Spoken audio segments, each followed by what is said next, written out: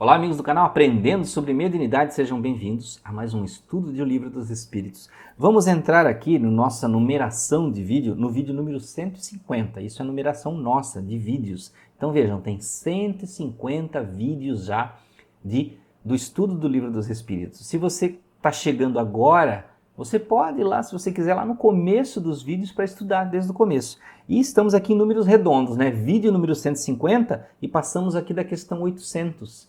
Então estamos nos aproximando do final. E vamos começar agora aqui a questão 803, que é no subtítulo Igualdade Natural.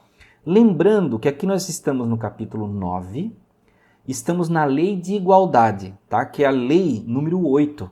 Então, subtítulo Igualdade Natural, questão 803, Kardec faz a seguinte pergunta: todos os homens são iguais diante de Deus? E o Espírito de Verdade responde: sim, todos tendem ao mesmo fim e Deus fez suas leis para todos. Dizeis frequentemente: o sol brilha para todos, como dizeis uma verdade maior e mais geral do que pensais. E aí tem uma consideraçãozinha de Kardec, né, que essa é a única pergunta desse subtítulo. Todos os homens serão submetidos às mesmas leis da natureza. Todos nascem com a mesma fraqueza, estão sujeitos às mesmas dores e o corpo do rico se destrói como o do pobre. Portanto, Deus não deu a nenhum homem superioridade natural, nem pelo nascimento, nem pela morte. Diante dele, todos são iguais. Então, Kardec está aqui igualando todos os homens, não importa a raça, não importa a crença, tá? Então, ele não faz diferenciação. Existem aquelas velhas perguntas: mas Kardec era racista. Se Kardec prega página a página a igualdade dos homens no Livro dos Espíritos, que sentido faz ele ser racista, né? Não tem como, tá? E aí entra no seguinte subtítulo: Desigualdade de aptidões. Questão 804. Por que Deus não deu as mesmas aptidões para todos os homens? Olha só, ele está falando que Deus deu a mesma aptidão. Ele está fazendo a pergunta, né? E o Espírito de Verdade responde o seguinte: Deus criou todos os espíritos iguais, mas cada um deles tem maior ou menor vivência. Maior ou menor vivência. Por conseguinte, maior ou menor experiência. A diferença está no grau da sua experiência e da sua vontade, que é o livre-arbítrio. Daí uns se aperfeiçoam mais rapidamente, e isso lhes dá aptidões diversas. A variedade das aptidões é necessária, a fim de que cada um possa concorrer aos objetivos da providência no limite do desenvolvimento de suas forças físicas e intelectuais. O que um não faz, o outro faz. E assim que cada um tem um papel útil. Depois, todos os mundos sendo solidários uns com os outros, é preciso que os habitantes dos mundos superiores, e que na maioria foram criados antes do vosso, venham aqui habitar para vos dar exemplo. Olha que exemplo que Kardec deu aqui, né? Muitas vezes a gente acredita, a gente tem a crença, que certas pessoas nasceram com aptidões maravilhosas, com dons, mas ele está dizendo aqui: espíritos com maiores vivências, viveram mais. E ele diz aqui, não só viveram, mas desenvolveram experiência, buscaram aprender, conhecer. Assim como na escola, que tem aquele aluno que estuda, faz as lições, ele pesquisa, ele pega os trabalhos, ele pesquisa muito, desenvolve, corre atrás, e tem aquele que é o preguiçoso. E aí como que aquele que é preguiçoso vai chegar lá no final da escola e vai ter preocupação com aquele? Ele vai dizer: nossa, mas aquele já está lá na faculdade com facilidade, está desenvolvendo isso e eu não consigo nem passar no vestibular? Precisa esse aluno ter inveja do outro? Ou ele vai dizer: que injustiça social, aquele passou na minha frente? Não, aquele foi o preguiçoso, aquele que não quis aprender. Porque todos estavam. Eu estou dando um exemplo, né? Um exemplo aqui é uma hipótese de dois alunos na mesma escola, nas mesmas condições, tá? Um estuda e o outro não estuda. Não estou aqui criando: mas esse era rico, esse era pobre, aquele tinha... Não. Estamos dando um exemplo para compreendermos que aquele que se dedica, ele anda mais rápido. E agora, vamos entrar num outro quesito aqui dessa resposta que ele deu. Que ele ainda falou aqui que existem mundos mais antigos que os nossos. E que os seres desses mundos vêm nos dar exemplo. Olha que legal. Kardec, o espírito de verdade é que ainda soltou aqui, né? Falando sobre espíritos de outras esferas, né? E aqui agora ele entra na questão 805 e faz a seguinte pergunta. Passando de um mundo superior para um mundo inferior, o espírito conserva a integridade das faculdades adquiridas? Olha só que interessante que ele perguntou, e vamos ver a resposta. Ele diz, sim, já o dissemos. O espírito que progrediu não retrocede.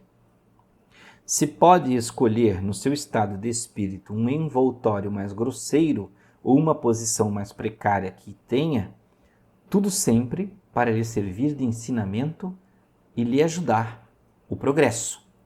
Então, olha que interessante o que ele respondeu aqui.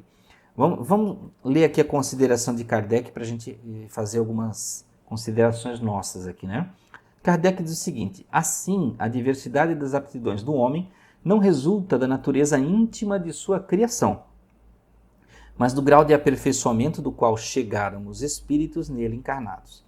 Deus, portanto, não criou desigualdades de faculdades, mas permitiu que os diferentes graus de desenvolvimento estivessem em contato, a fim de que os mais adiantados pudessem ajudar o progresso dos mais atrasados, e também a fim de que os homens, tendo necessidade uns dos outros, cumprissem a lei de caridade que os deve unir. Olha que interessante o que ele falou aqui. Então ele fala aqui, essas aptidões, né, elas são desenvolvidas em várias vidas e várias encarnações. Aquele espírito mais dedicado, que pelo seu próprio livre-arbítrio escolheu se dedicar, estudar, progredir, trabalhar, ser solidário, desenvolver sentimentos, emoções, pensamento, esse progride mais rápido. Porém, existem espíritos que encarnam e resolvem ficar mais no campo dos sentidos e da materialidade, são mais seduzidos por esse campo. Mas ele diz aqui que Deus não coloca elementos para um ter mais probabilidades disso ou daquilo. O espírito do vicioso, né? Ele não vem, digamos assim, Deus não vai lá e coloca um elemento, esse aqui vai ser precário, ele vai ter vícios. Não, todos são criados iguais.